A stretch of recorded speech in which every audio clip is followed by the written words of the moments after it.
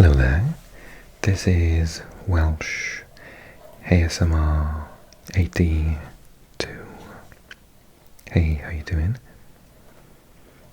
We haven't used this book for a couple of months, so I thought that we would use it again on this ASMR Maps channel.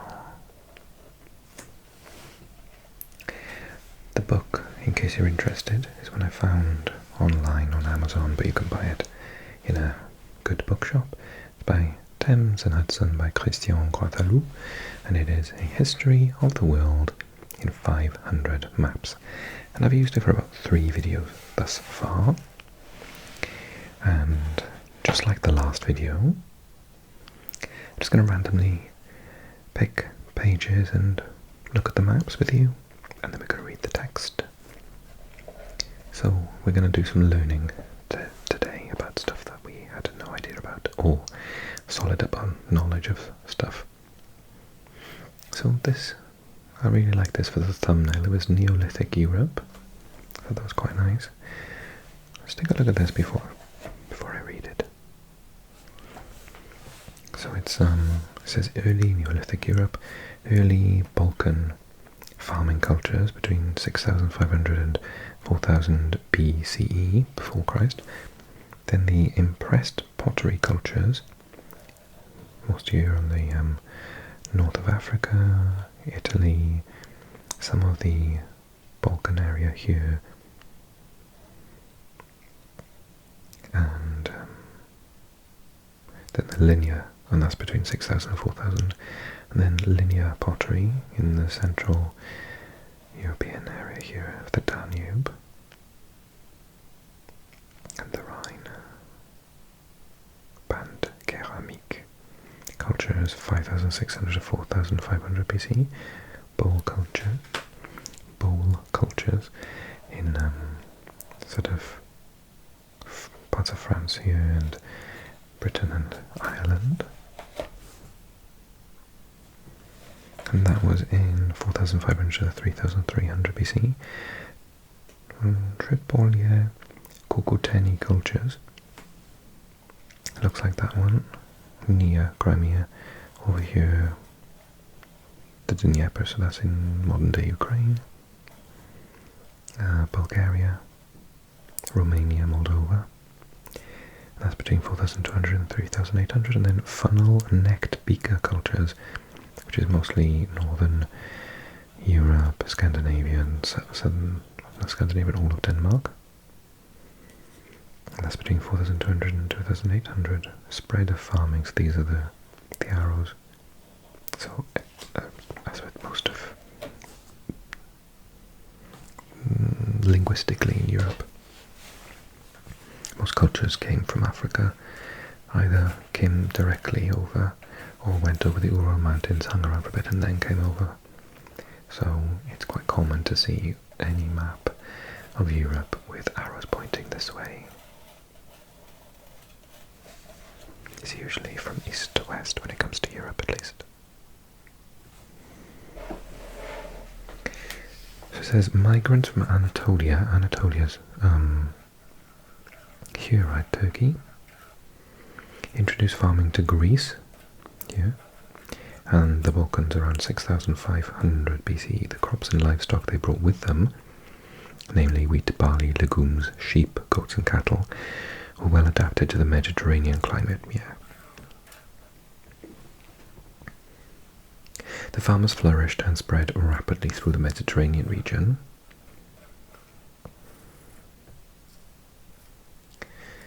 Reaching the Atlantic coast of Spain and North Africa by 5500, farming spread more slowly outside the Mediterranean region, as strains of crops were developed that were better suited to the cooler and wetter climates.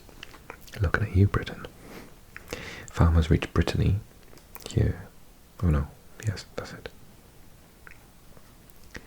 Around 4500, Britain and Ireland around 4300, and southern Norway via Denmark by 3500. Along with crops and livestock, the farmers brought with them the new technologies of polished stone tools and pottery. It is by the decorative styles of their pottery that most Neolithic cultures are identified.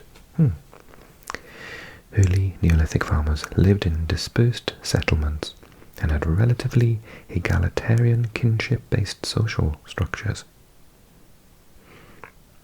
In the late Neolithic, urban-scale communities began to develop in some areas, such as Iberia, and in the Tripolier Cucuteni culture by the Black Sea.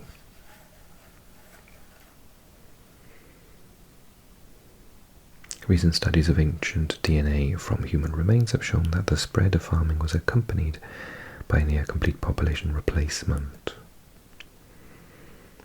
Farming can support much denser populations than hunting and gathering. As communities on the frontier of settlement outgrew their resources, the surplus population moved on, clearing forests or for fields and steadily encroaching on the indigenous hunter-gatherers' territory. Marginalized, the indigenous hunter-gatherers were genetically swamped by the more numerous migrants.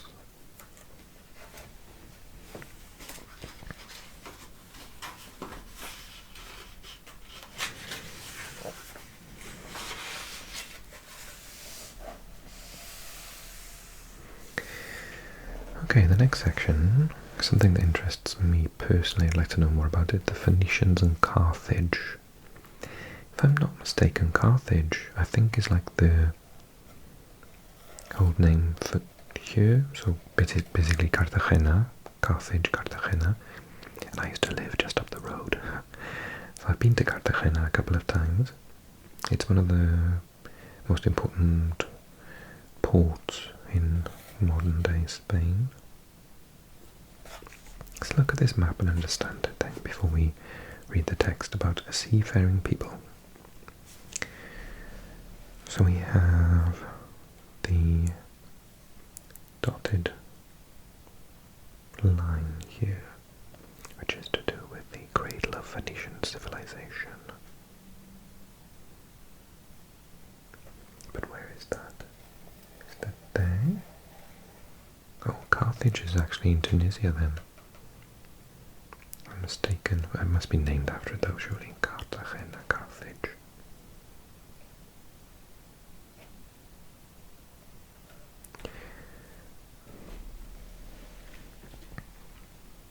Unless this is the... So... This would be what? Byblos, Sidon, Tyre, the Levant, and I think this is modern day Sidon, Israel. So Achaemenid Persian Empire was here at the time, and it says Phoenician metropolis in the 9th century. Okay, we'll look at those in a second. That's Carthage basically.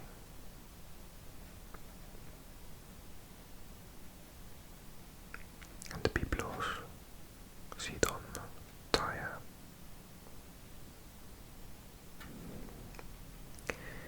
And then it says Carthaginian dominion in the 5th century, so that must be that.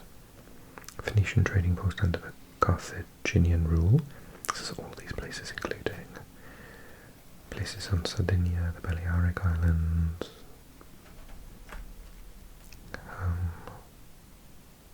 Malta.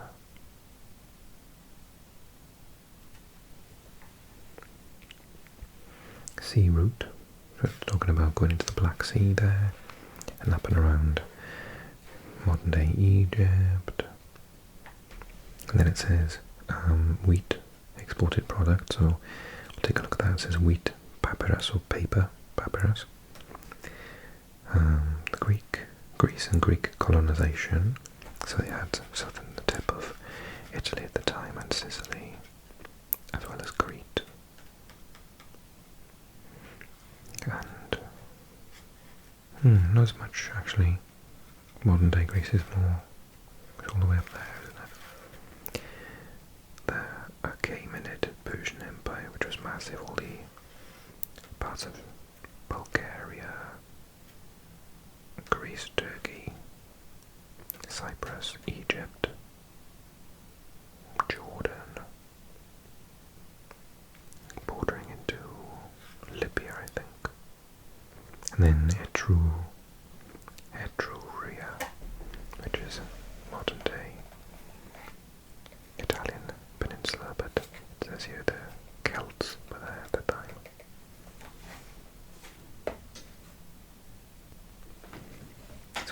trading then. So wheat, wine and oil from the Iberian Peninsula, as well as lead, iron, silver and garum. Don't know what garum is. Wheat, oil and wine. Oh, this one's weird. From Africa, ivory, gold, slaves, animal skins, spices and ostrich eggs. And then anything up here, amber.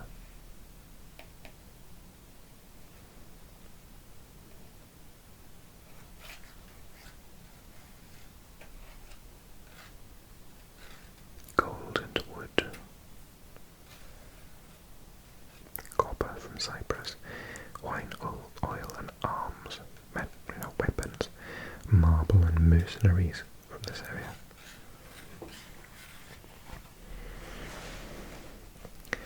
So the text says a seafaring people from 1200 to 300 BCE. Historians used the Greek term Phoenix, found in Homer, as a name for the inhabitants of the coastal areas of what is now Lebanon, but the Phoenicians themselves were part of the Canaanite society and affiliated themselves with their native cities rather than assuming a shared identity. Okay. In the 12th century BCE, these trading cities began to free themselves from Egyptian and Hittite domination. They then took to the sea and established colonies in Cyprus, Sicily, the Iberian Peninsula and the Maghreb, where Carthage was the dominant presence. The Phoenicians acquired great wealth by exporting to the east raw materials and partially processed products drawn from the outer reaches of the Western world: silver, tin, lead, garum, as well as slaves. In the 7th century BCE, the original Phoenician cities once again found their autonomy curtailed by the establishment of new empires: Assyria, Babylon, Persia, Greece. But Carthage consolidated its power. Intent on unifying the Western Mediterranean, the Carthaginian or Punic civilization eventually clashed with Rome. The Phoenicians' most important modern legacy is the alphabet, which they developed and passed on to the Greeks. It was later adapted into the Latin alphabet that we use today to write this very text.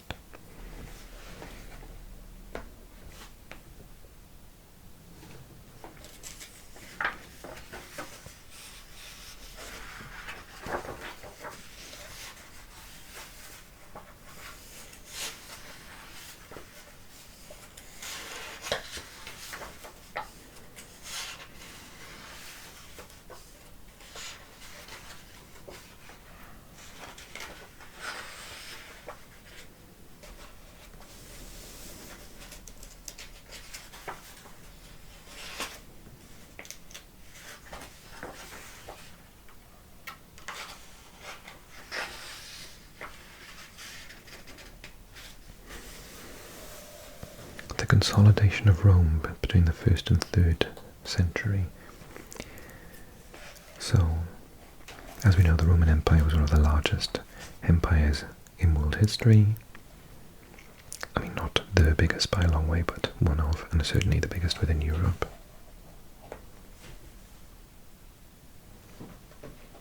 So we have Britannia, that's where I'm from, with the capital Londinium, London.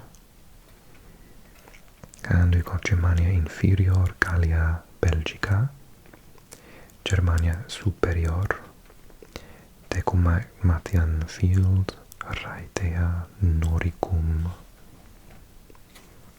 Dacia or Dacia, Venetia Cisalpine, Lugdunensis, Gallia, Gaul, Lutetia was Paris, Aquitane or Aquitaine, Gallia Narbonensis, Hispania, Tarraconensis, that's where Tarragon comes from, Lusitania, Monte, Portugal, Hispania Baetica, Mauritania Tingitana, It's interesting because Mauritania is way further south. Mauritania Caesariensis, Numidia with Carthage, then Cyrenaica and Egypt, Judea, Syria, what's that saying? Cilicia, Cappadocia, Cappadocia, Pontus, Bithynia, Galatia, Lycia or Lycia, Pamphylia, Thrace, Messia, Macedonia, Epirus, Achaia, Calabria, Sicily or Sicilia, Etruria, Sabina, Corsica, Sardinia.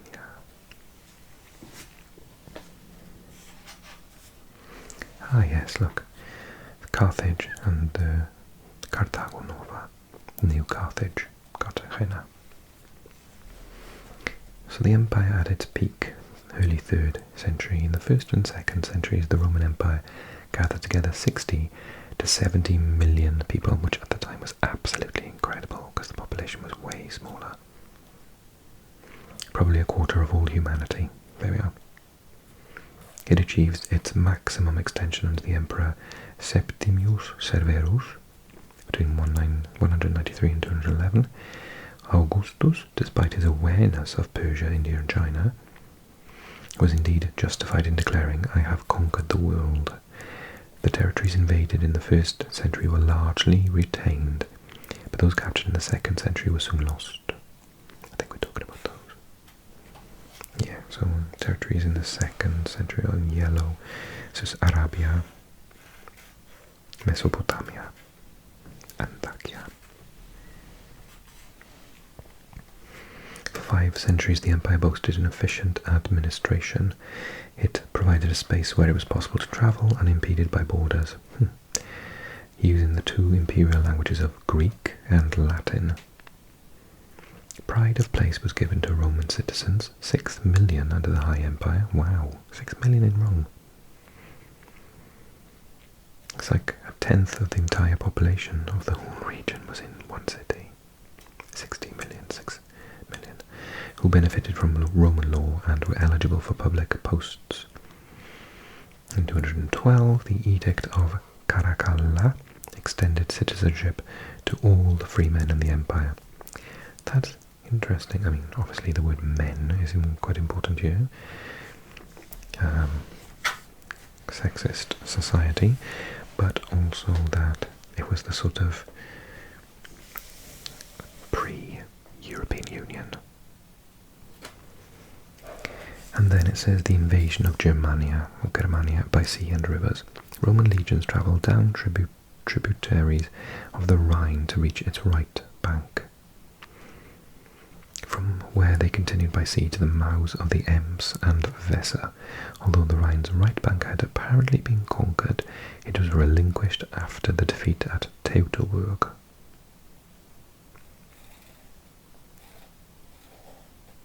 Koblenz, that's modern-day Poland. Oh no, sorry, it's the Rhine. Where are we? Saxons, that's Denmark.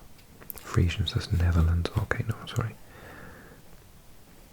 Bonn is there, Cologne, okay. Neuss, Nijmegen, Metz, we're in France there, Moselle.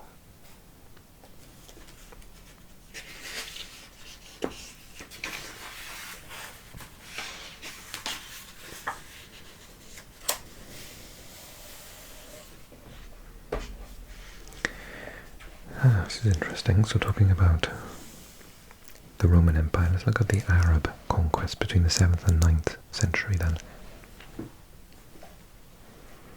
So we've got Al-Andalus, which Spain at the time and Portugal was under control of the Moors. Fez in modern-day Morocco. They went up and conquered it for a very long time, hundreds of years. Sicily was partly taken by the looks of it. So that's the Byzantine Empire.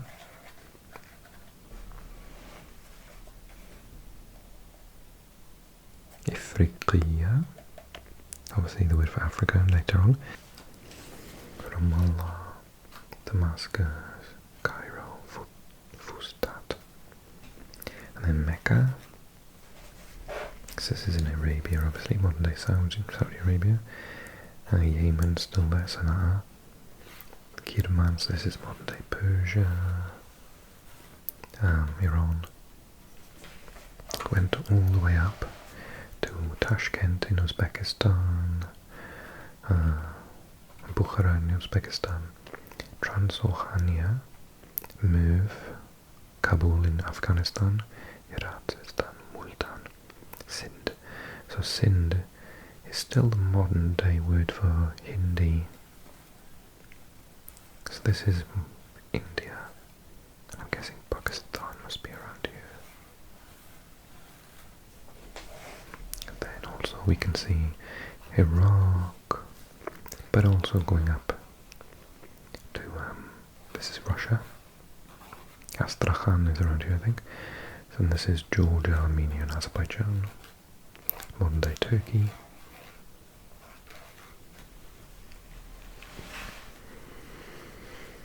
So this is the way of the pilgrim.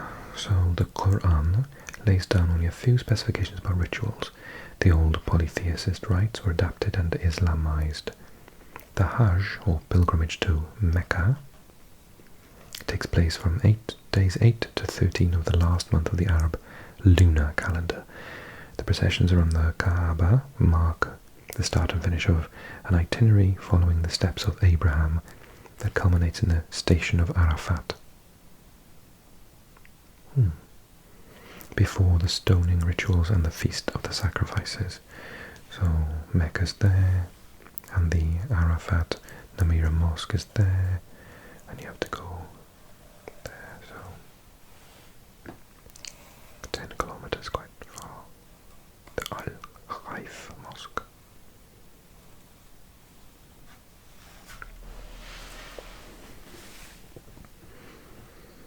An unprecedented geographical unity. The conquests achieved from Arabia by the successors of Muhammad resulted in an unprecedented territorial conquest that was solidified by the Abbasids in the late 8th century. For the first time it united lands on both sides of the Euphrates, modern-day Iraq, on a long-term basis stretching from Central Asia, Uzbekistan, to Gibraltar, over here in Spain, taking in the entire Persian Empire and the southern part of the Roman Empire. So the southern part we saw earlier on was like there.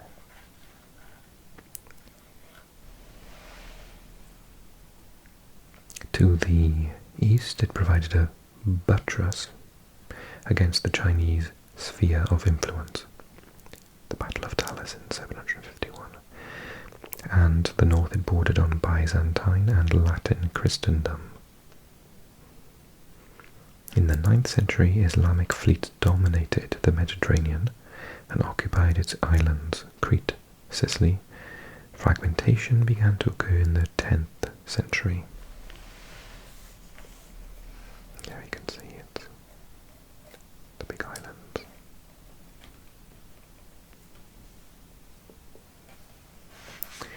Okay, I really enjoyed today's video. I hope you did too. If you did, could you do me a massive favour and click like for me? If you're new to the channel, click subscribe. Drop me a comment, particularly because these resources are just a resource. They might not be totally correct. If you think you know better, then put it in a comment for me and educate us all. And if you love what I do on this channel and you want an extra video every month that never gets released on the main channel to anyone except my Patreons, then join me on Patreon. Info in the box below. Click it to open it. Welcome to all my new patrons this month, quite a few of you, so thank you. And